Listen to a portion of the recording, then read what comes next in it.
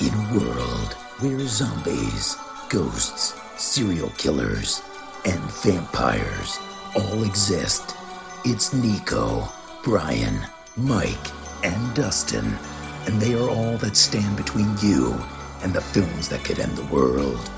Welcome to the Don't Go Out There Horror Movie Podcast. Welcome back, everybody, to the Don't Go Out There Horror Movie Podcast. Just want to thank all of our fans and listeners. Really appreciate the support. You guys are awesome. Before we get into tonight's film review, just want to give a quick shout out to our website, don'tgoouthere.com. Everything about our podcast is on the website. All of our episodes and interviews, if you want to check those out. We've done some incredible interviews in the past. Go check them out there in a specific tab by themselves so you don't have to scroll through hundreds of episodes on Apple or Spotify, etc. We also have our store if you want to grab a shirt, a mouse pad, a hat, all that good stuff. We'd love to see your pictures, rep your favorite podcast. And Shan's Etsy page is also attached if you want to grab a tumbler. All of our social media links are on there as well. Facebook, Twitter, Instagram, YouTube, TikTok. Like us, subscribe us, follow us, all that good stuff. And the last thing I want to shout out on our website is our Patreon. We call it Blood Donors. We have the traditional monthly reoccurring kind. If you want to support us, help us pay the bills, as we say. Or if there's a movie you want us to review, that option is available as well. Just check out our website, don'tgoouthere.com. Also, if you haven't noticed, we've recently joined the Believe Network. So there's some ads on our program now. But if you want ad-free content, go check us out on Blood Donors. The ad-free episodes will be available there. We appreciate your support. We hope you enjoy the episode. All right, guys, coming to the film review. We are concluding December, the final film review of 2025, and it is Brother Dustin's pick. Dustin, you want to announce your pick and why you picked it? Yeah, I picked 2019's The Lodge, and the reason is just simply Riley Keough. Back to you. No, I'm just kidding. I do love her, though. So I watched this movie originally March 1st of this year when I was working my way through the Neon movies, and it was on my list to pick, and I couldn't really decide what to pick for this month. I was down to two. And like I said last week, one of them takes place over Christmas break, and the other one, the original title was February. So I was like, okay, that's perfect. I'll pick the Christmas break one now, and I'll pick the other one in February. So yeah, 2019 is The Lodge, Riley Keough, Jaden Martell, Alicia Silverstone. Also, it's kind of crazy that we wrapped up Welcome to Derry this week on DGOT, the series. That movie has Taylor Jordan in it. Or that show has Taylor Jordan in it. The Lodge, has Riley Keough in it. Those two together were in the A24 movie Zola, which, if you haven't watched it, is an insane true story. It's funny, but it's wild. Anyway, sidebar. I think this movie it's a slow burn, but it's one that it sticks with you, man. It's pretty depressing. So sorry for anyone who's dealing with seasonal depression as is. This is going to make things worse. Man, I mean, Jaden Martell was in It as well. Oh, yeah, he was in It, yeah. Jesus. Yep, he sure was.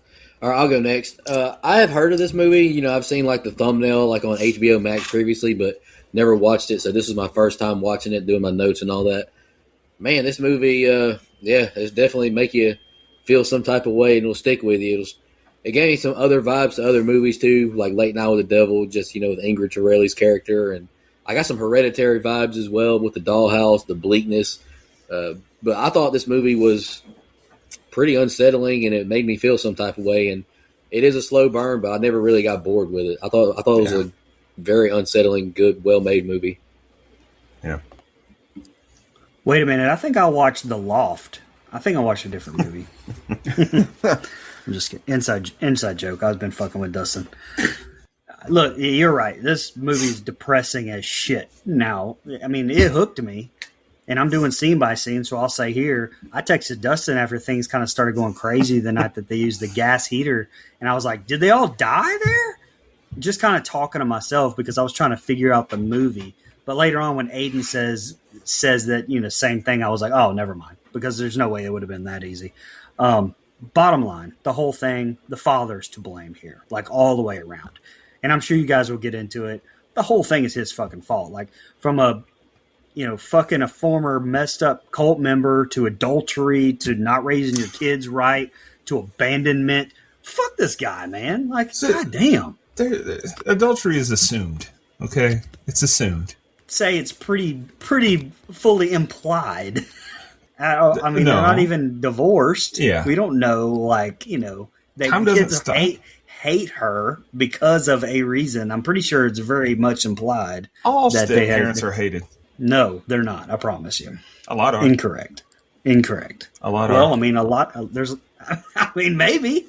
Yeah. But I mean, it's not to say all of them are. All right, no film review. Dustin and Brian, you two just argue for the next 45 minutes. Go ahead. I'm just not gonna listen.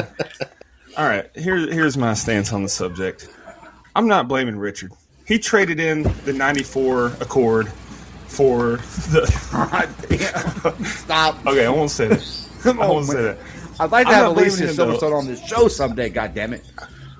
I love Alicia Silverstone. I'm not blaming him fully. I will agree with you that you got to raise your kids better. Like, that's what drives me up a wall. I don't have kids, so I guess it's easy for me to say, but it drives me up a wall when I hear people just piss and moan about the new generation, these kids today. Who raised them? Like, you father your kids. But anyway, he shares some of the blame, but Aiden, that little prick, he's the one to blame. Go ahead. Sorry. Yes, he is, but I would fully put it on Richard as well, just because his name is Richard, man. I didn't But you said say you fully put it on him, though. I mean, whoa. the blame. Oh. The blame. God damn. Anyway, back to the fucking review here. I just think it's a super depressing movie and an ending. You know, it reminded me a lot of Midsommar, honestly, where I was just fucking depressed after it. And so I'm like, I'm doing scene by scene for this one, and I don't really want to watch this again. But I do think Riley Keough did a bang-up job. You know, Grace was clearly the victim in this. And directors Severin Fiala and Veronica Franz created a fantastic atmosphere. Obviously, I was supposed to feel this way, and this was a good choice with it being winter. And I like all the movies this month that were picked in, you know, the cold, the winter, except mine, I think. But it was something. That's something, by the way, I'd like for us to kind of carry into picking next year, as long as Terrifier 4 isn't involved next winter. But yeah, that was a long just way say- to get to. Is depressing as shit. All right. Yeah, man. I said it. What a fucking depressing watch. Now, that doesn't make the movie not good. It's really good. Like, it is what I don't even remember the runtime, but it kind of flies by for a movie that's a slow burn. Hour 48. Okay. It flies by for a movie that's a slow burn, honestly. I love the story, love the writing, and I talk about this a lot in my notes. The atmosphere they capture through the way they shot this movie makes the movie. If you did this movie in the summertime with the sun blasting, it would not have the same effect. The winter, the snow, the isolation of being at this cabin lodge is perfectly done. So that makes the movie and keeps the movie kind of flowing throughout, because otherwise there's a lot of this movie where they're just walking around in silence and ignoring each other. And so, yeah, I mean, you know, I think the kid actors are great. The first 10 minutes of the movie are shocking and made me want to continue watching the rest. I know we're about to get into that. That helped it a lot. And the ending is also shocking. So they have two good bookends, and in the middle, it's somewhere in between. It's not perfect or anything, but it is a good, if you could call it that, for a movie that's so sad, a good wintertime watch. But all in all, you know, like I said in the group chat, I went from watching this movie to watching a movie that we're going to be reviewing the first week of January, and those two could not be any more fucking different from each other. And I felt like I was being fucking punked. Psychological experiment. It felt like Clockwork Orange and Malcolm McDowell. My eyes open, man. That's how it felt. Both are good for different reasons, by the way. I actually really liked both movies. I was talking with a friend the other day. I love doing that kind of thing. Like, when I go to the movies, if I see a double feature, I like to watch movies that are polar opposites of each other. Like, make every trip to the theater my own Barbenheimer. Like, I was thinking of watching The Housemaid and Marty Supreme tomorrow, because they're very different tones, but I ended up seeing The Housemaid today. But I love doing that. So watching what you watched after The Lodge, I love that. You should have done it, because it's so different. It would have been funny for you. But anyway, I don't want to spoil the theme for next month. Stepsister back to back. You did That what? was, I did Sinners and The Ugly Stepsister back to back. That was a hell of a Yeah. Different in tone. Yeah, it is. But that's like it's two horror movies. I get what you're like. It is different in tone, but like I'm talking genre jumping. And so Yeah. I got you. like I did Immaculate, that crappy Sydney Sweeney movie, and I did something else that day that I can't remember what it was, but it was not the same. And I did the Super Mario Brothers the same day as Air, the movie about Michael Jordan getting a deal with Nike. Like that's different. So it was fun. Hell yeah, brother. All right, guys, let's get into that scene by scene. We open up with Batgirl herself, Alicia Silverstone, in her post-Wayne Manor days, as she now has 2 kids and is clearly going through a bit of a rough patch with her husband as she drops them off for visitation. The rough patch gets a lot rougher as she finds out that he officially wants the divorce because he is marrying his mistress, Grace. We follow Batgirl, Laura, home and see a shocking scene where she drinks some wine and blows her brains out. Damn. Okay. We jump to her funeral, and the family's somewhat coping when we fast forward 6 months and Richard, the father, that was a Home Alone 2 reference, the talk boy. Anyway, he tries to get his kids to meet Grace at Thanksgiving, but they want no part of it. He leaves them alone and returns to his office to find them cruising the old interwebs. And instead of just telling you what they were looking at, I decided to cut the scenes off here because play as fuck up. All right, Neon intro. It's fire as always. Yeah. Miking it up for this review. First time watch, first time notes. Pretty nervous, honestly, because all 3 of my co-hosts have said how depressing the film is. I'm uncomfortable already with the score and these slow panning shots through this cabin. Second time we see Alicia Silverstone and Jaden Martell in the movie, the first being A24's Y2K. Speaking of Jaden Martell, I met him in Orlando after Spooky Empire at a bar watching Game 7 of the World Series. Hell of a night, I tell you what. I'll just leave it at that. Go Dodgers. Nothing to do with the actual review, but I've always had like a crush on Alicia Silverstone ever since seeing her in Blast from the Past. I love that movie. She's so cute. And boy, howdy, you can feel all the energy suck out of the room as soon as Laura says K to Richard about finalizing the divorce. And I got a huge pop here with Laura just pulling that gun out of her purse and shooting herself through the mouth. I was not expecting that at all. And I texted Dustin immediately. I was like, I'm glad I didn't get too attached to her character. Very sad seeing poor Mia crying at her mama's funeral. Geez, what do you even say to your kid at this point? Now she's crying in bed this intensely. Good night. This is heartbreaking. Like, this was a hell of a way to start your day off.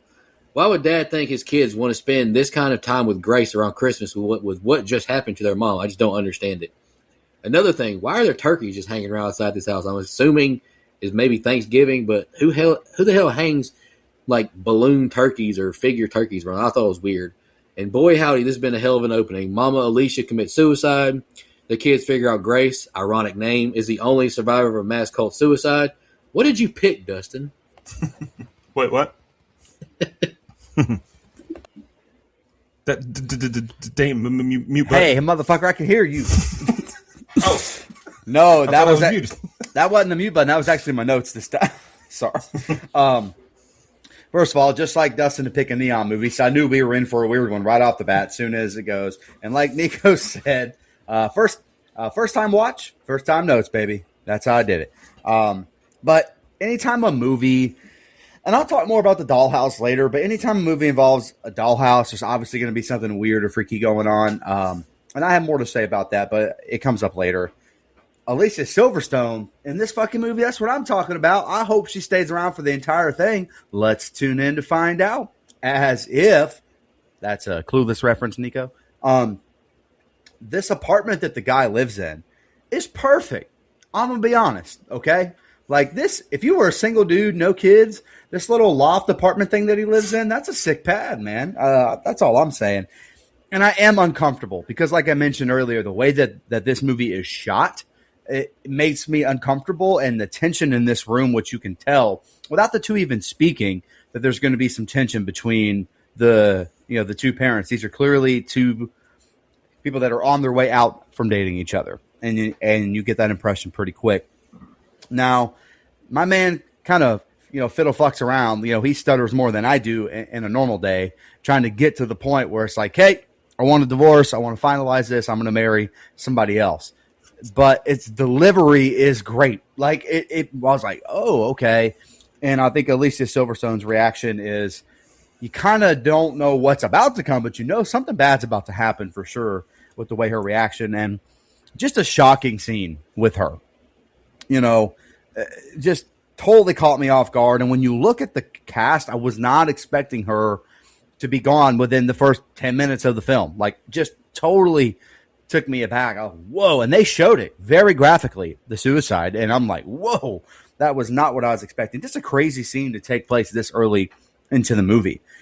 You know, and maybe nobody else caught this. Maybe this is me being nitpicky, but the place they had the funeral looked like a really weird place to have a funeral. Kind of looks like they had a set, like a room, like a gray blob room where they have a set and they used some stained glass effect over the windows. I could be wrong, but I'm like, this does not look like any church that I've ever been into. And in fairness, we don't know what their religion was. So maybe I'm wrong, I guess. I don't know.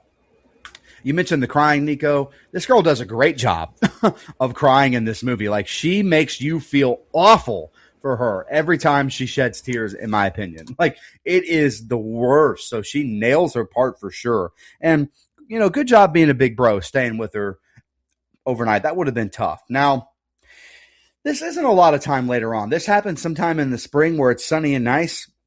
We get to Thanksgiving, and you're kind of already trying to bring Grace around. It hasn't been that long. We know what happened to their mom, and we kind of know why him and the mom weren't together. The kids blame it on Grace. This is way too soon. I'm going to be honest. Like, not saying the kids are perfect. I get more into that later. But for this part, this is definitely on Richard, man. Like, you can wait a little bit longer to be doing this, a little bit longer to be showing PDA, which I'll get to. Just, I don't know. Thanksgiving, I believe it said it was 6 months later. That's a little tough, man. I would never expect the kids to come around that quick to that. I know everybody has to start living eventually, but still, that's tough. Last thing, the minute they show these two finding them on the web, my red flag antenna went up. I just did this thing, but anyway, my red flag antenna went up where I'm like, what's this about? And so some of the, and you know what? I'll save it because there's more on that, and I don't want to talk too much. I know we're all tired. So go ahead, Dustin. Yeah, the neon open is always great to see. And it's funny you said that, Mike, about, you know, I'd pick Neon. Well, in February, the other movie I was going to pick this month, it's A24. So be ready for that.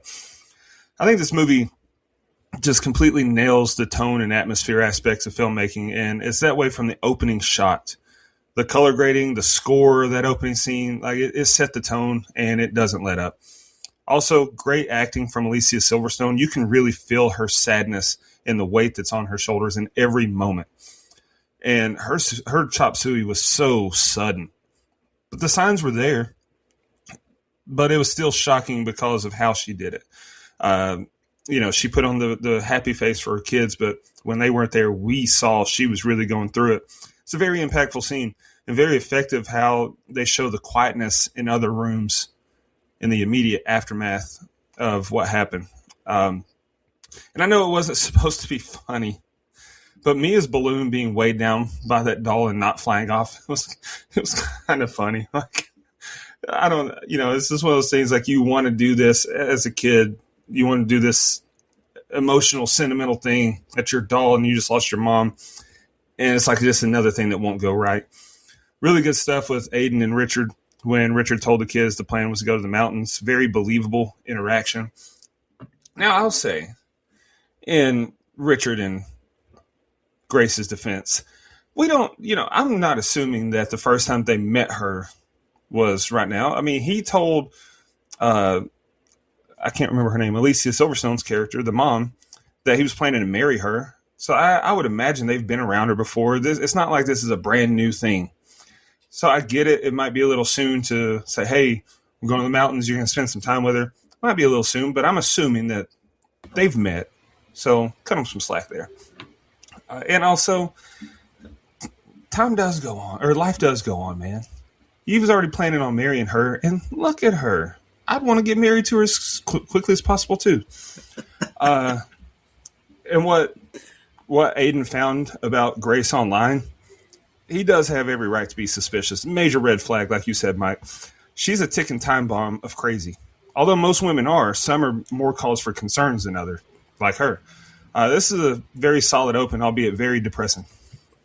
My issue with that is like if you want your kids to hang out with her, fine, but like you can't drop them off and then go back to the city for several days. What are you doing?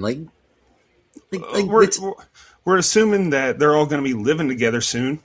He told the kids he's going to get married to her. You're going to be living with her. Spend some time with her. Dad needs to be there. Exactly. All right. Back on the World Wide Web, we find out that Grace was the sole survivor of a cult's mass suicide, led by the preacher, who was her father. Richard, which works as his name because he's a cock, walks in and buys some terrible excuse that they were using his computer for homework. Okay. Great parenting. He tells them that they are not only going to spend Christmas with Grace, who the kids loathe entirely. That's the Grinch.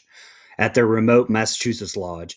But, oh yeah, it's just going to be those three because he has to go back 6 hours away to work. And fuck them kids. Am I right, Richard?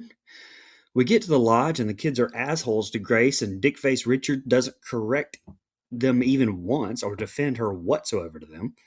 As if that isn't bad enough, Grace's unease is compounded by the abundance of Catholic shit all over the cabin, which cause her to have nightmares and even delusions about her father. Good thing she has her pills, right? Before he leaves him alone, Richard sinks his little Richard inside Grace one last time and wants to all go snow skiing. The one thing poor Grace can't do. Great choice. She accidentally wears their mother's old beanie, and the kids are even more assholes about it, and Dick simply continues not to give a shit. Mia, the daughter, I just realized I never gave their names. The kids' names are Mia and Aiden. My bad. And Mia doesn't mind worth shit and drops her stupid Barbie into the fucking water. Grace goes to save Mia before Grace falls in herself, while Richard doesn't do shit, and Grace falls into the freezing cold abyss. Yeah, props to Aiden. Bro pulled a decent excuse out of a hat on why he was using Pop's computer. Like, I was impressed. Fun fact from IMDb, cult leader Aaron Marshall is played by Riley Keough's real dad, Danny Keough. I thought that was pretty cool. And Dustin, thoughts on Grace being a terrible cook? Do you want to chime in on that before I keep going? She can do no wrong. She could burn boiling water, and I'd be like, "Good job, honey." Fair enough. I think Dad is being incredibly selfish right now, trying to force his kids into doing this trip with Grace personally. And I'm sure Brian hated these nature shots as we drive to the cabin or the lodge, whatever. I honestly feel bad that Brian catches that joke so much, honestly. He doesn't hate nature, just The Shining in the 80s as a whole. Random nosebleed. That's true. I guess I can give it a pass. The air is dry, maybe. But I got my eyes on this cult survivor. Like, I don't trust that. Intense, yet kind of funny moment when the kids don't help Grace and tell her that that's her mom's hat. This dad is a damn idiot and has no empathy for his kids. Like, I'm just baffled. Like, this guy has, I guess he is like Dustin right now. It's Riley Keough. Like, that's all I care about, I guess. This is my nightmare, though, falling into a frozen lake. Like, that would be such a terrible way to die. And the last thing I got is I just wrote it was a slower set of scenes for sure. And all I can think about is how out of touch Dad is. He's only thinking about himself to me personally. You cannot make me hating the 80s a thing. Like, that's you, and you're deflecting. No. We're having a therapist session. No.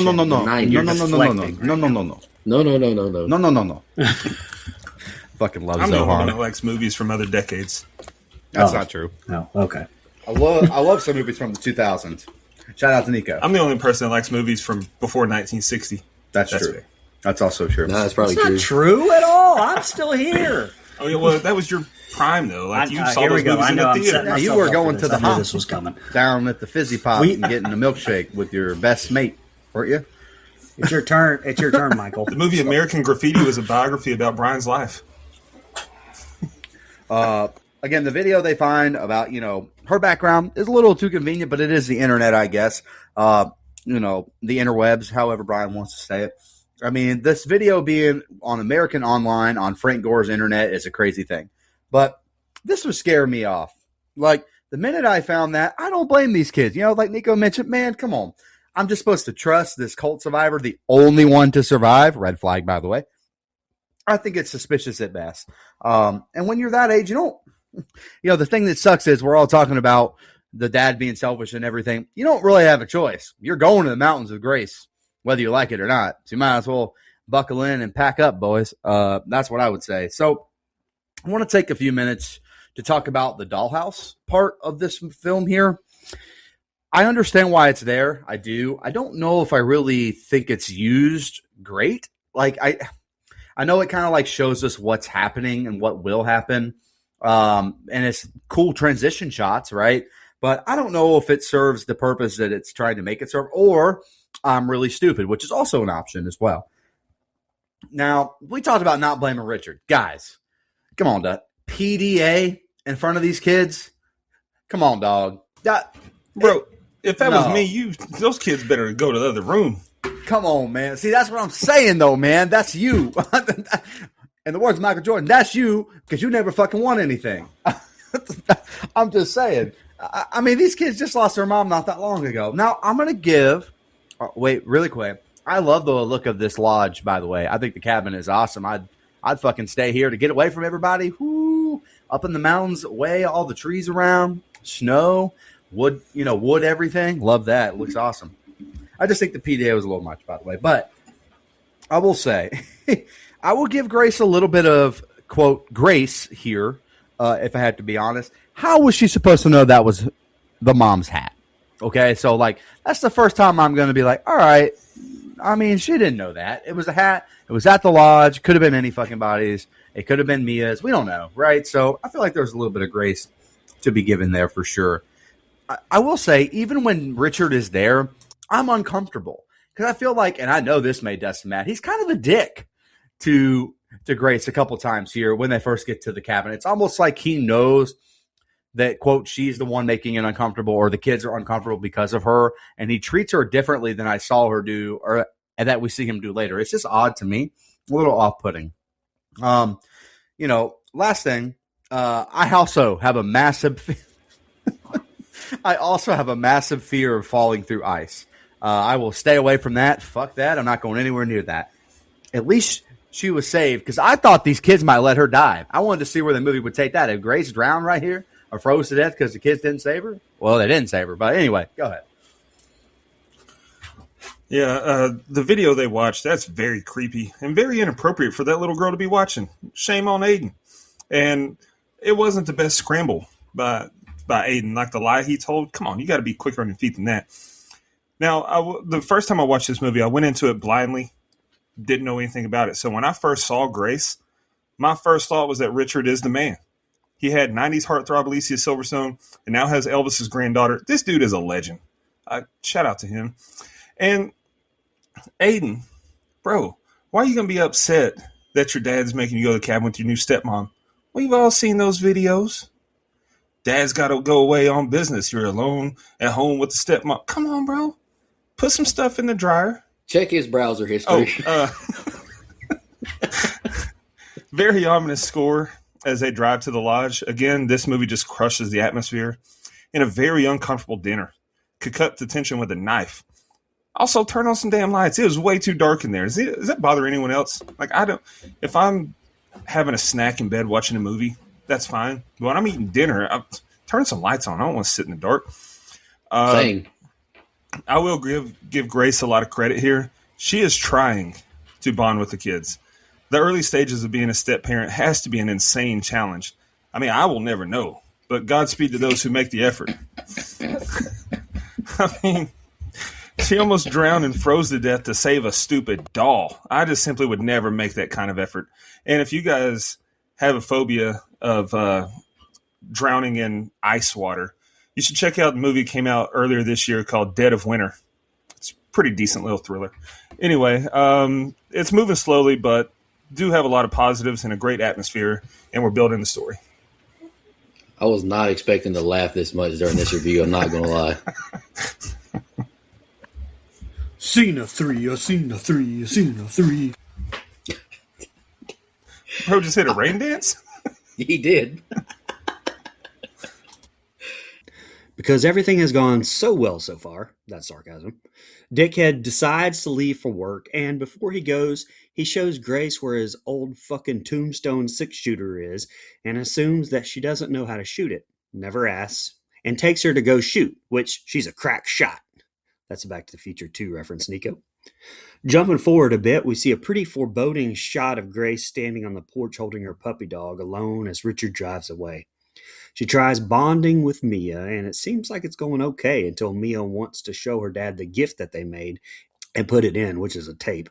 And it's just old family videos of her mother and Richard and everyone happy. Brutal. Grace has seen enough and dips out to take a shower.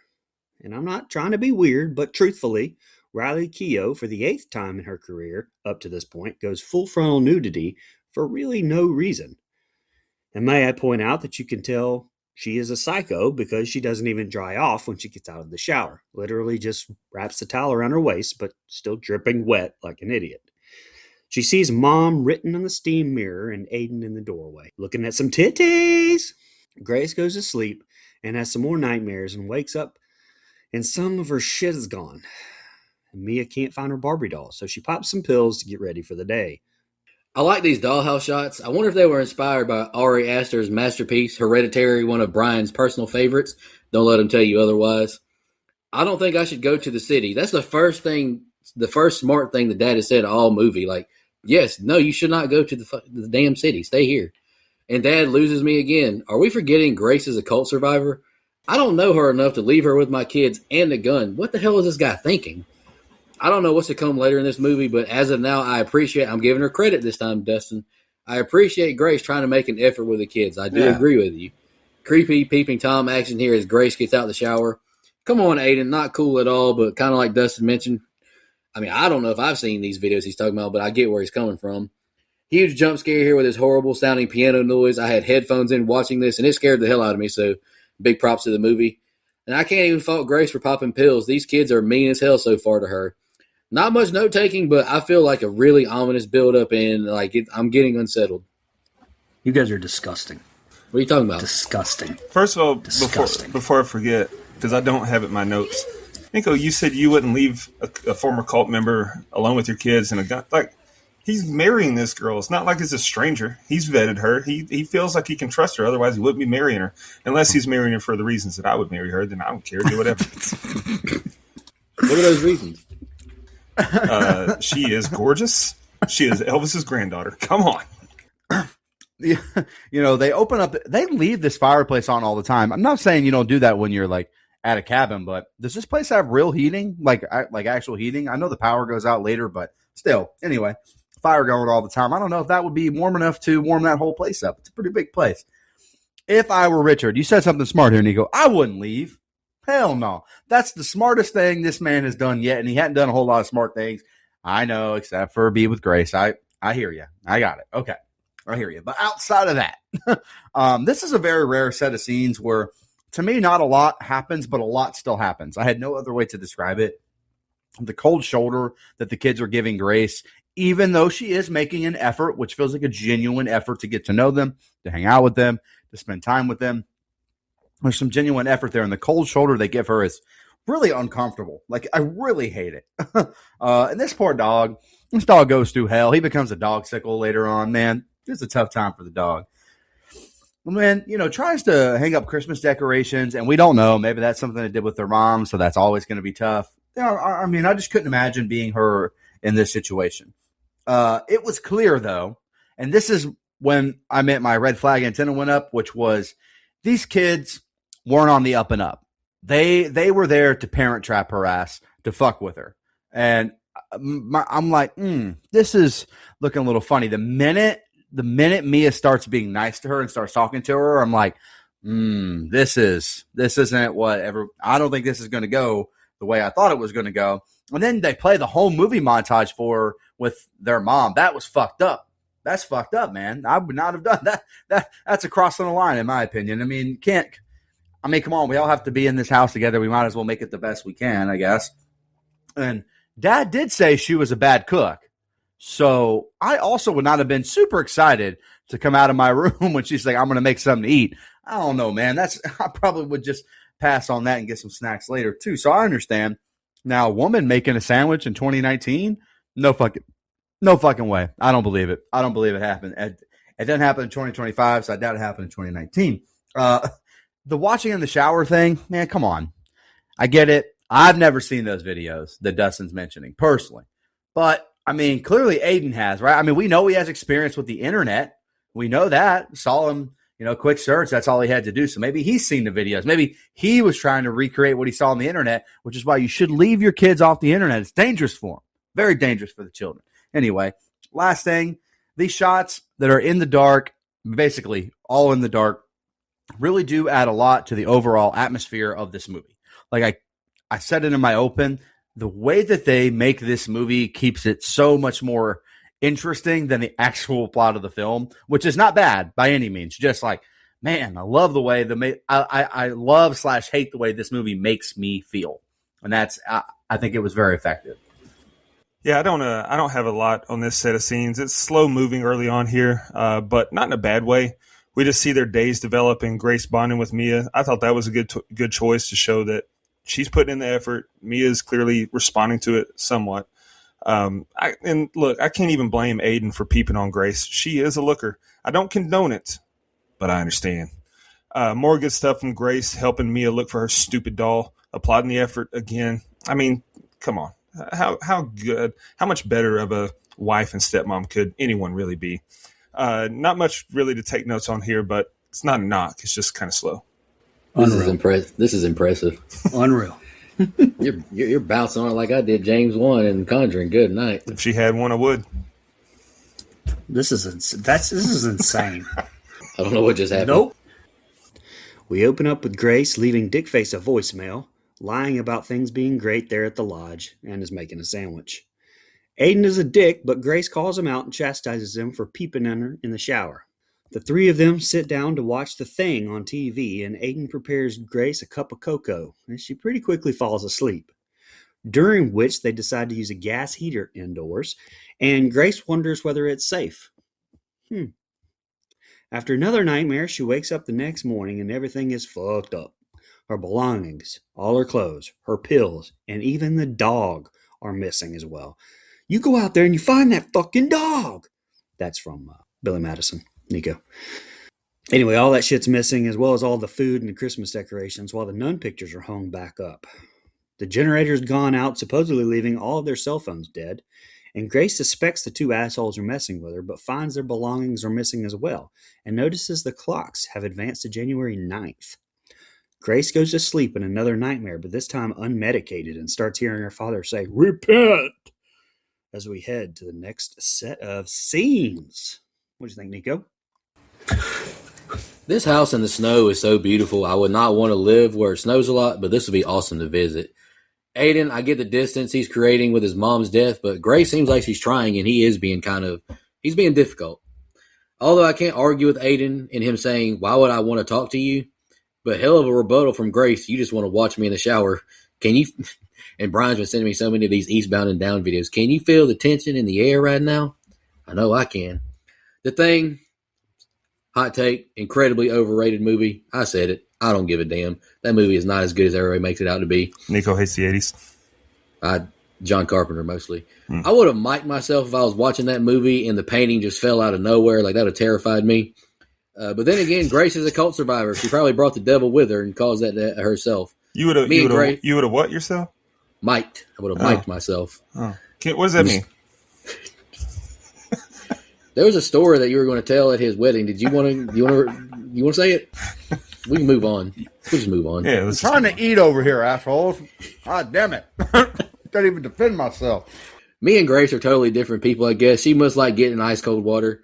Terrifying as this ghostly person pulls her lower into the water. Like, that's one hell of a nightmare. Well, this is spooky. The power's out, phones are dead, food is gone, and the stuff on the mantle is missing.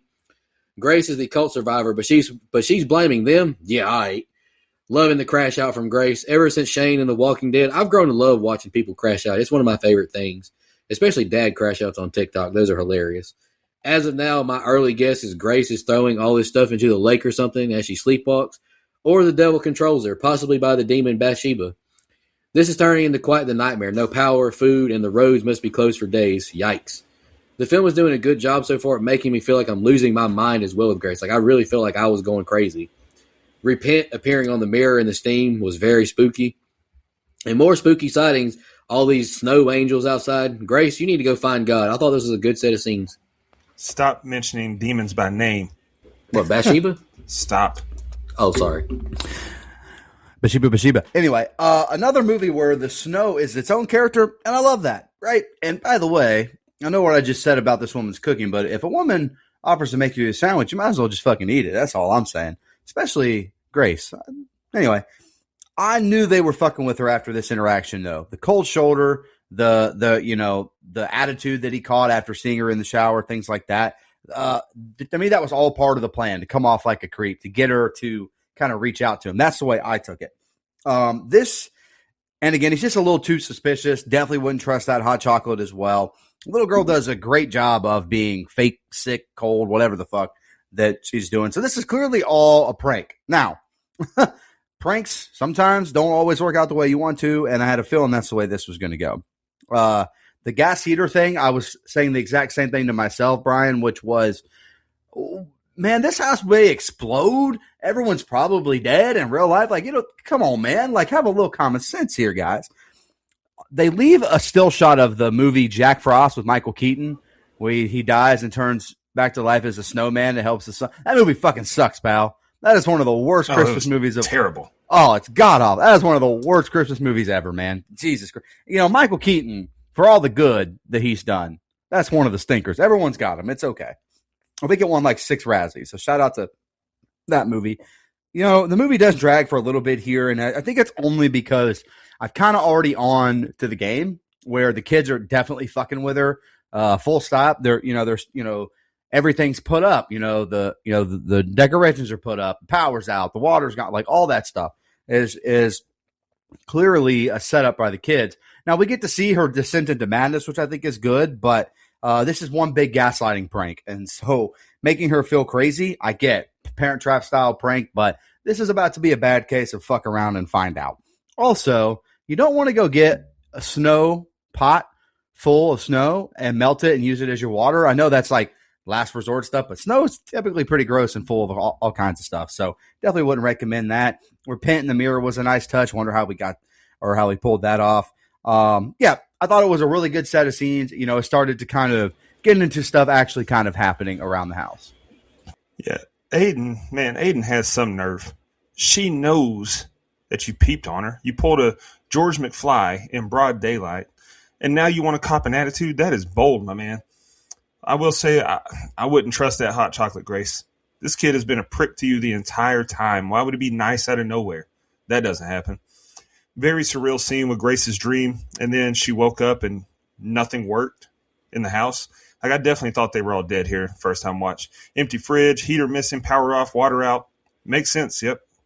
Very thorough prank, but taking her meds away, that's too far. And then messing with that sweet puppy dog. These kids kind of deserve it. Sorry. The word repent appearing on the mirror, that was a great touch. How'd that kid do that? That was cool. Great set of scenes, or good set of scenes. Stuff is actually happening now. Still inside Freddy's Nightmare, which is the best Nightmare on Elm Street movie, by the way.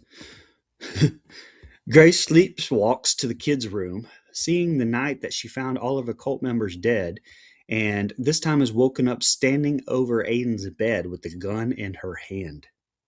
Hey, you dumb fucks, probably a good time to, quote, find everything, including her fucking medicine. Grace, clearly mentally unstable, decides to walk to the town in a blizzard and finds her way back to the cabin, finding some of their belongings out in the snow, including a memorial photo of Aiden and Mia. How the fuck does she make? Come on. How did those kids fucking make that? Come on. Aiden tells Grace that he dreamed the gas heater malfunctioned and they all suffocated, and expresses fear that they may be in the afterlife, and the children are praying over a newspaper article detailing the deaths of all 3 of them from carbon monoxide poisoning 2 days earlier. They must have gone to the Office fucking Depot and got that made, but okay. He continues to insist that they are in purgatory and even hangs himself as proof that they are dead, only to inexplicably survive. We see a shot of Speaker playing errands. That's Grace's dead father. Voice giving a sermon, and the next set of scenes is the ending. Yeah, I'm still not in favor of Grace being left alone with these kids and a gun. It seems like a recipe for disaster. And this was my first time watching it. It definitely was a recipe for disaster. This voice and organ playing as Grace roams his dark lodge. This is spooky. I'd be freaking out if I were her. I haven't seen dreams this scary since Stir of Echoes. Grace needs help. I've seen in non-spoiler reviews that the kids deserve to die, they suck, etc. But as of now, I kind of feel like Grace and the dad are the problem, not the kids personally, but who knows? Standing stoically over the kids with a gun. What the hell, Ricky Bobby? Movie ends right here for me. I'd let Grace go by herself, no questions asked, especially after what just happened. Grace makes it to the creepiest house I've ever seen, and not gonna lie, I laughed a little bit when she saw that her water bottle was frozen over. I was like, damn, that's like that would just be what sent me to my next crash out. Pretty impressive Grace was able to find her way back to the lodge. It's so easy to make a wrong turn in the snow. Watch Wrong Turn 4 as an example, or listen to our review at don'tgoouthere.com or wherever you get podcasts. If I'm Aiden, I'm terrified seeing this picture of me and my sister that says in memory of. Like, I'd be camping out in my room Call of Duty style going forward. Like, I'm not taking my eyes off of her. And excuse me, who is this person hanging in the house? Yeah, good call. Put that crucifix back up, cult lady. You need Jesus. Aaron's preaching voice, very unsettling and terrifying. I'm ready to see how this movie ends. I'm pretty invested so far. So I don't have a whole lot on this set of scenes here. I will say I immediately suspected a speaker that they were using here. My red flag went up. Like, man, what a creative thing to do, right? That means they went through the planning, bringing the speaker, having that recording from the video. Like, what a creative thought process there. And I meant to say this earlier, and I don't have much more. Nearer my God to thee. Shout out to the weekly Titanic reference I have on the show. You're welcome. Her idea to leave the house was dumb as fuck. Just the dumbest shit. You know what? You go on ahead, Grace. You go on and get out of here, and I'll see you, and she'll probably freeze to death. That's one way they could have gotten rid of her real easy, but they, quote, fake tried to stop her. I don't know, man. I'm just saying. She barely brought anything important either. Like, there wasn't anything there. She walked out into the snow like Leo in The Revenant. That's all I'm saying. Last thing, it's a crazy scene here when she finally gets back, where they basically just start really fucking with her, right? Like, this is the point we start to see Grace snap. They kind of fuck with her about they're already in debt, they're in purgatory, like Ed, and Eddie, using the repent for our sins thing. I think, and this is why I said it earlier, I think it's everyone's fault. Because one thing is for sure, and Dustin mentioned it, Aiden is a psychopath. That motherfucker's twisted in the head for sure. Yeah. Another insane dream sequence from Grace. Like, give the woman her pills. What are you doing? Can really feel her slipping into madness here. Her standing over Aiden with a gun, throwing Mia to the ground, and then just staring blankly out the window. Like, Aiden, you got to learn when to pull the plug on a prank. Really feel bad for Grace as she sits out in the snow. And this little prick wants to continue pranking her. He was a future criminal if he had survived this weekend. Like, no doubt about it. So she did the world a service. The hanging part, that was the most vile prank I think I've ever seen. Who fakes hanging themselves just to scare the poor old stepmom? Like, that is insane. I'm ready for the finish. All right, ladies and gentlemen, boys and girls, children of all ages. This is the ending. Grace, clearly suffering a mental breakdown at this point, has everything even worsened when she finds her dog frozen to death outside. All right, that's it. Kill these fucking kids. We see her enter a catatonic state on the porch, and the children start to admit that they have been, as my fellow kids say, gaslighting her the entire time. Having drugged her and hidden their shit in a crawl space, but can't find what they did with her meds. They start to panic, and with their own phones dead now at this point, can't crank the generator up. God almighty. And Grace is now totally convinced that they are in purgatory and must do penance to be accepted by God and ascend to heaven. Fucking hell. Fucking hell. That night, the children go to sleep hearing screams of Grace burning herself on the fireplace for her sins. They hide in the attic, but Grace finds them in the morning, insisting that they must sacrifice something for the Lord and free themselves from idols. As she sets Mia's doll on fire, part of me right here wanted her to just be fucking with them, honestly, and pop back and be like, ah, you like that, little shitheads? But nay, that's not the fucking ending we get. Richard drives 6 hours after being, quote, days without hearing anything with them, and gets there to find Grace holding the revolver. In an attempt to prove that her belief that they are in purgatory, she first fires the gun at herself. However, no bullet is fired. Convinced it is a sign of her incapacity of dying for being in the afterlife, she turns the gun and opens fire at Richard, shooting him in the head and killing him. Aiden and Mia attempt to flee in the car, but get stuck in the snow. And Grace forces the children back into the lodge, where she seats them at the dinner table with their father's corpse and sings "Nearer, My God, to Thee," while Grace also affixes duct tape reading "Sin" over each of their mouths, while a loaded gun rests on the table. That is the ending, Nico. What'd you think?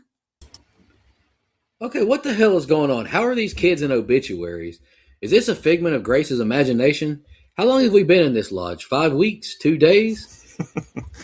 Hey, I'm fine to hurt lobster. Huge pop out of Aiden hanging but still talking like, what the hell is going on right now? And damn, the dog is dead. This sucks. Grace, what are you doing, sis? Burning yourself for funsies? I looked this up on Wikipedia. Wikipedia called this act self-flagellating, aka deadening your sinful nature by harming your flesh. I was like, ugh, that's We've pretty seen gross. that before. Saint Maud. We did. Yeah. But that was walking on them shoes. That was brutal. Pops is rightfully alarmed seeing the horrific sightings such as hangings and people dead on floors in the lodge's dollhouse. This dad is slow as hell. He's useless too. Love the shot as Grace walks up the stairs from a distance, and Grace, she's haunting with her voice as she approaches them with a gun in the doll. Lighting Mia's doll on fire is outrageous behavior. This girl is insane. You know, I'm saying John Madden over here is calling her insane, but anywho. Wonder what's going through Dad's head seeing this dead dog on the floor and Grace looking like she does. And I thought it was haunting. As she pulls the trigger and it doesn't fire, the reactions were visceral, and I love that the film is in silence and no score is playing. You know, me and Dustin kind of talked about this a lot throughout the year in our instant reactions. I know horror movies are famous for their scores, but sometimes dead silence is a lot scarier. Yep. And holy moly, Dad is dead. Wasn't expecting that either. I'm feeling quite a bit unsettled right now. Spooky dinner scene, also very Hereditary-esque. Grace singing this hymn at the table with the kids is terrifying. And all three remaining with tape on their mouth that says sin and a loaded gun on the table. Hell of a final review, Dustin, for 2025. Goodness gracious. Yeah, so I kind of like the ending it would get here. You know, you mentioned Saint Maud. Never mind. I'm not going to bring up Saint Maud. Anyway, sorry, never mind. I'll leave it. Very gross scene. Anyway, some of the wide shots of the house, like I mentioned, do a good job of showing the isolation that these guys are in. Like, these fucking people are literally nowhere off the map, right? Like, this is, and I think that adds a lot to it. And it's clear that she snapped. And to me, it's clear that they're behind it all. It's a prank gone horribly wrong. I mean, we get a fake hanging. We get the speaker reveal that you know, they kind of admit we were just playing the whole time. We did it for Mom, you know, all that stuff. That's not going to help anything. I like the reveal. I just thought it was coming from a mile away personally. And that she was too far gone. In the words of Dave Chappelle, or the Chappelle Show, when keeping it real goes wrong is what happens to these kids. I hate to say it, but these kids took it too far. They kind of had it coming, man. I mean, I'm just saying, maybe they didn't deserve to die, but hey, man, they kind of played right into her hands is all I'm saying. Anyway, Aiden is an evil mastermind, man. Like, this kid is fucked up. That's all I'm saying. Really tense stuff when Richard returns. I would also be wondering, what do you like? The dog's frozen. It's dead. It's a fucking dog sickle. There's guns. I can't find anyone. What is happening here? Really intense scene with the shooting of Dad, especially because she thinks everybody's already dead. And so that was probably a little bit unexpected to her. And I love the dinner table scene as well. Uncomfortable, great tension that they capture. The silence, you mentioned it, and this is my last thing. The silence is a character in this movie throughout the entire time. There's a couple like loud violin strums here and there, but for the most part, the scariest stuff, the most tense-filled stuff happens when there's silence in the background. The chop suey earlier in the movie with Alicia Silverstone, right? Like this, it's all done in silence, and I think it works masterfully. It's why I mentioned the tension that this movie captures, the atmosphere is why I think it's so good. Yeah, the dog being froze to death I would lock those two bastard kids outside. Sorry does not cut it, Mia. All I could think about was one of the greatest comedies of all time, Coming to America, when the landlord says, damn shame what did to that dog. Like, that's all I could think about. And then I didn't really hang myself. I was pretending. Can we go inside? Kid, the damage is done. You have mentally broken this woman. And then taking 6 hours to get there. Dick, you need to cut that in half. Get your hustle on. If he'd got there maybe just a little bit quicker, who knows what he could have prevented. I don't know. Some great cinematography in this movie throughout, but a standout shot to me was Grace coming up the stairs as the kids hide in the corner. That was just very unnerving, how slow her walk was and methodical. It was, whew. Then the tension when she sets the doll on fire and pulls out the gun. Whew. Then when Richard gets there, she puts the gun to her head and pulls the trigger. That was tense. But the shock of her shooting Richard, man, his blood is on Aiden's hands. He mentally tormented this woman. She doesn't know what's real. She thinks they're all dead. I will say, though, if you're Richard, she pointed that gun at your face for way too long. Like, he didn't try to move her hand away from him because he was within reach. That bothered me. And then it did annoy me that the car was stuck in the snow. Like, Richard just got there, and he had no trouble driving up. So the car being stuck and that was too convenient for me. I actually really hated that. I would have much rather preferred they're able to drive, but it's all snowy. This is a kid doesn't really know how to drive, so he crashes the car. That makes much more sense than the car is just magically stuck in the driveway. But the ending, man, the ending was so bleak. Like, it's just heavy stuff that really sticks with you, or it did me at least for months, and now it's going to stick with me for months again, I'm sure. I think I can explain the car thing, though. Okay. Grace and Bathsheba. Stop, dude. Oh, okay. Sorry. She had no dealings with demons. She's an angel. We're talking about Grace, not Riley Keough right now. They're one and the same to me. All right, guys, on to our social media comments and questions. I'll knock out Instagram. Niece_384 commented twice. The first thing she said was good choice. Only saw it once, but still stuck with me. I think we had all agreed that this movie stuck with us in some sort of way.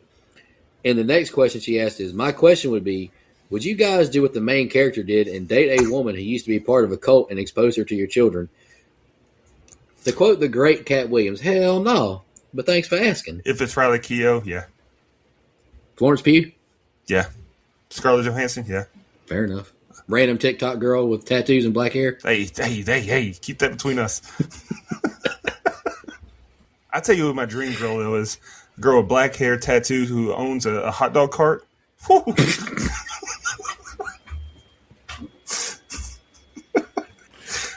Go ahead. Man loves glizzies. I understand. I do, man. I understand. We got nothing on Facebook. God Almighty. We got two on X, the artist formerly known as Twitter. One is from Andrew Ferguson, who says, I'll be watching this and Werewolf Santa tonight. Tubi is the best. Happy Christmas Hana Kwanzaa. Same to you, brother. And then the other one that might be a wild back-to-back. Yeah. The other one on X is from Mookie, Boomer_T1. Said, great Christmas movie about family bonding. Right. Yeah. Yeah. Hey, if anything, if you watch this with your family, you might get closer because it really shows you what you don't want to be. Correct. You guys got any fun facts or trivia you want to share? I got a couple. Jaden Martell, who played Aiden, and Leah McHugh, who played Mia, they did activities such as ice skating, rock climbing, and dinners to bond in their brother-sister role. However, the directors kept both of them separated from Riley Keough so that they would not grow too close to her. I think that was a good call because Aiden and Mia did seem very believable to me as brother-sister, and the tension with Grace seemed natural too. Here's one. Cult leader Aaron Marshall, father of Grace Marshall, the voice that we hear and we see him briefly in the movie, is played by Riley Keough's real-life father, Danny Keough, and they are both former members of a cult in real life. So to answer your question, Nico, yes, I would marry a former cult leader, Riley Keough. Oh, the whole time I thought you were saying Danny Trejo. Man, okay, never mind. Yeah, close enough. Last one I got, Alicia Silverstone, was in another movie that I plan to pick eventually. It's called Batman Forever. that she was in that. But she was in this neat little art film called The Killing of a Sacred Deer with John E. Brownlee. No. I am picking it eventually. Oh. Shout out to Yorgos. And, You want Brian to quit. I think I like that movie better on a second watch. But anyway, also in that movie was John E. Brownlee, who was in On Sacred Ground with David Arquette. Yeah, man. Sometimes Colin the best- Farrell's in The Killing of a Sacred Deer. He's one of my top 3-4 favorite actors. So yeah, Yeah, they talk about him jerking his dad off. I know Brian would love that. God damn it. Brian looks so excited. Something's wrong with you, man. For real. The most disturbing thing about that movie is Barry Keoghan eating spaghetti the way he does. yeah. Hey, shout out to Steven Rodriguez. People need to stop letting Barry Keoghan in their homes in movies. Like, if that happened, so many movies would have such a happier ending. Hey, Honestly, shout out to Barry Keoghan, though, in Banshees of Inisherin. He was shooting his shot like a boss. He was, wasn't Yeah, he he? was. Hey, I He don't blame her, though. was. She was cute. She was cute. I mean, the pickings were slim, but she was cute. Go ahead, Mike, with the budget. I'm sorry. I'll be honest with you. There ain't no fucking budget. I couldn't find one, but the movie did gross somewhere between $2.7 and $3 million worldwide. Limited box office run, of course. All right. Anywho, let's jump to our favorite kill, least favorite kill in the rating. Dustin, you want to go first or last? It's your pick. I'll just go ahead and Final knock it review. out. Go ahead. Kills. I didn't have a favorite, but my least favorite was that precious pup. Come on, man. Didn't like that at all. As for my final thoughts on the rating, it's a slow burn. That does have a good payoff, but it just feels like it's missing something. But it is a heavy movie that does stay with you. The mood and atmosphere were incredible. I really love the look of the movie, and I felt the slip into madness with Grace. Like, I felt what she was enduring. I gave it a 7.5. No way. All right. Favorite kill. I'll go next. Favorite kill for me is the dad. Not that I was happy he died or anything, but it just caught me off guard because I just thought that was a really good scene with, like, you know, she's losing her mind. She tries to shoot herself, but she can't die because she thinks she's already in purgatory. I thought that was really a really well-crafted scene. Least favorite kill, my boo, Alicia Silverstone. Like, it did catch me off guard, but I never want to see her die. I gave the movie the same rating, Dustin, 7.5. Just, you know, it is a little bit slow throughout the middle. The dad is just super frustrating. It's like, I would not put my kids through this. It's like, if I want my kids to bond with the new stepmom, like, I'm going to be there. Like, I'm going to try and, you know, forge, you know, put the bridge over the canyon or whatever. Like, I got to be there while they do that. It just didn't make any sense, but very unsettling, like you mentioned, mood, atmosphere, all that good stuff. It was very unsettling and bleak, and it caught me off guard a lot of times. It was a good movie, though. Good movie. It's kind of like the way that old timers used to teach their kids to swim. You know, you just got to throw them in the water. Don't ease them into it. That's how the uncle did in Jason Takes Manhattan. Hell yeah. Yeah. Hell yeah. My least favorite and favorite kill are the same as George Nico. Favorite is Richard. Least favorite is the mom, Alicia Silverstone. That was terrible. It caught me completely off guard. I've kind of already said everything. I'm going to shorten up because I know everyone needs to get going. Love the mood and atmosphere. Love the tension. A lot of good stuff. A little slow, but still really well done. Believe it or not, fellas, I also gave this movie a 7.5. Well, I didn't. Oh, Brian, favorite change your kill? score. Oh, damn it. All right, never My mind. favorite kill was Richard the Dick. Least favorite kill, the dog, because fuck this movie for that. yeah. Again, depressing as hell, but it accomplished everything it wanted to accomplish. I mean, the acting was great. There's nothing really wrong with the movie besides like these few common sense things like Dustin brought up that drove me fucking crazy about Richard, especially at the end. And, you know, that it made me feel like shit afterwards.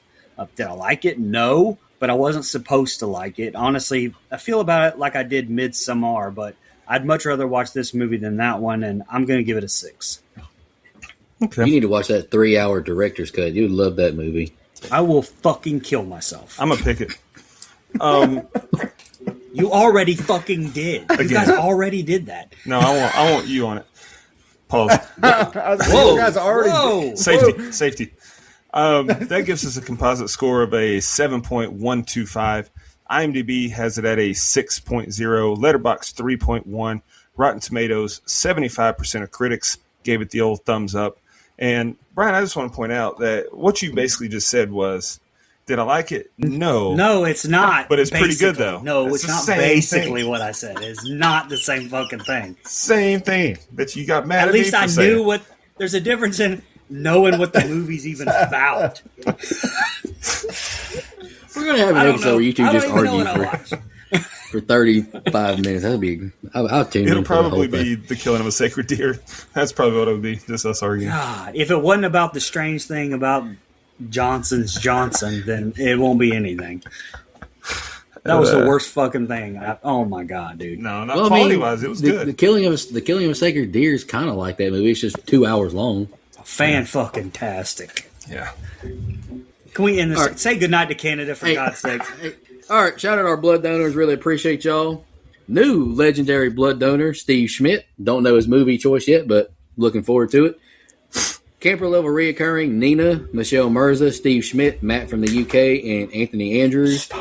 Camp counselor reoccurring, Edward Hernandez Gunn, Joe Swinford, Adrian Aiello, Brian Samick, Andrew Ferguson, Brooke Maley, Heather Superdoc, Jennifer Davis, me Too Close to Home Pod, Dana Tucker, Cole McAlexander, Max K, Amanda Pettiford, and Death Curse Casey. Before I go, just want to say that a lot of these names have been on here all year, last year, and the year before, so we really appreciate your patronage and your support. It means a lot to us. Absolutely. Y'all the real MVP. We have the best fans. We have great fans. We appreciate y'all. Dustin, you want to announce our theme for next month? Yeah. And Brian, you can announce your pick. I can't wait. This is going to be amazing. So We might lose the rest of our followers and listeners next month, but it'll be fun. I texted in the group a while back, and I was like, I know we're not doing really themes anymore. We've all kind of decided let's just do free months because we've done a lot of themes and we've kind of wore it out. Like, there's not too many more themes that we could really stick to, and I'll pick 4 movies that we haven't done already. But I was scrolling Tubi one day and just seeing some of the wild movies that are listed on Tubi for horror movies, like Lamageddon or Velocipaster, stuff like that. I was like, we should do a month where we all pick one of those outrageous B horror movies. I'm not talking about the Hills Have Eyes 4. Like, no, let's go crazy. Like Lamageddon, like Brian's pick that he's going to announce now. That's my cue. Listen, this is the perfect description of this, and I haven't even seen it. That's what's crazy about this. A guy on Reddit said, Zombievers is a hilarious and enjoyable waste of time. That is all. Buddy, like That sounds fantastic. Buddy, Dude, an hour and look- 10 minutes? 2? And Mike's seen the movie, so like Bill Burr is in Bill it. Burr's in Oh, that motherfucker? I'm in. And he's so funny at the beginning and the end. Like, you gotta watch. It's hilarious. John Mayer's in that Okay. motherfucker? Anyway, if you haven't gotten it, 2014's amazingly shit on movie. Actually, he's got a good score, but I'll wait for Dustin to say that. 2014's Zombievers. Brian, Can't wait. Brian, you will fucking like it. And Dustin, buddy, if you were a fan of Grace in this movie, you will like this movie, buddy. Let's go. I had a good time. I thought it was fun. There was, too. But anyway, there was another movie that helped inspire this that I feel it's worth shouting out. Everyone's familiar with Cocaine Bear. There's a movie called Cocaine Shark, and I was really close to picking it. I kind of want to watch that. Somebody want to change their pick? It's a 1.7 on IMDb, so no, I'm glad no one picked it. But Oh, even better. my pick is like a 2.3. It's Yeah, awful. Yeah, Yeah. I'm a little worried. Zombievers a little too high scored here. Nah, actually. it's No, good. but It's, Zombievers accomplishes what it wants to do, though. correct. Nah, It's fucking damn it. awful, and it's great. It really is. awesome. But It's anyway, fucking awful we and great. appreciate all of our fans and listeners. 2025, hell of a year. Appreciate y'all. We'll be back next week in 2026. See y'all next year. Good night, Canada. Thank you so much, everybody. I'll see you next week. And in the meantime, take care of yourself. Just want to remind everybody,